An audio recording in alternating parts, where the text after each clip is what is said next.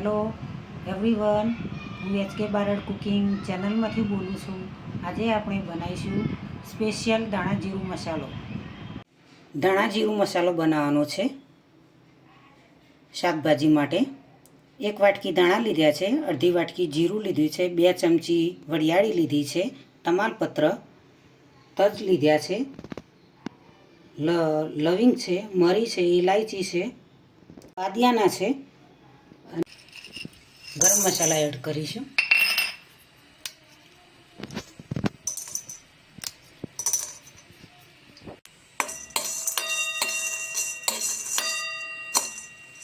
મીઠી લીમડીના પાન એડ કરીશું અને નાના નાના ટુકડા કરી દઈશું।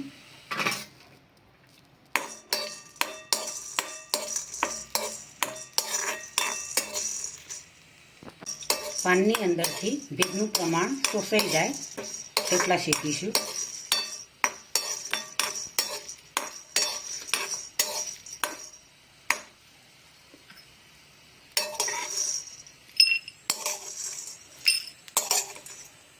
જીરું અને વરિયાળી એડ કરીશું।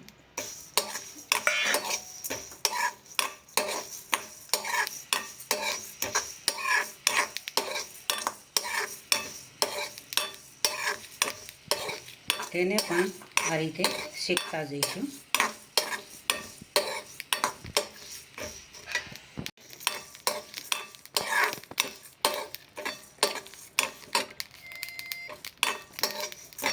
સુકાઈ ગયા છે, હવે ગેસ પણ બંધ કરીશું।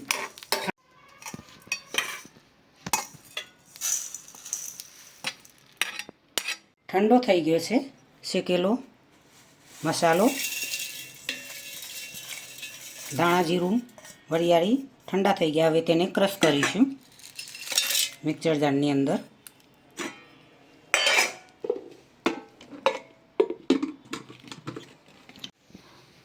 ધાણા જીરું મસાલો તૈયાર થઈ ગયો છે, તેને તમે શાકભાજીમાં ધાણા જીરું મસાલાને ઉપયોગ કરી શકો છો, શાકભાજીની અંદર પણ નાખી શકો છો।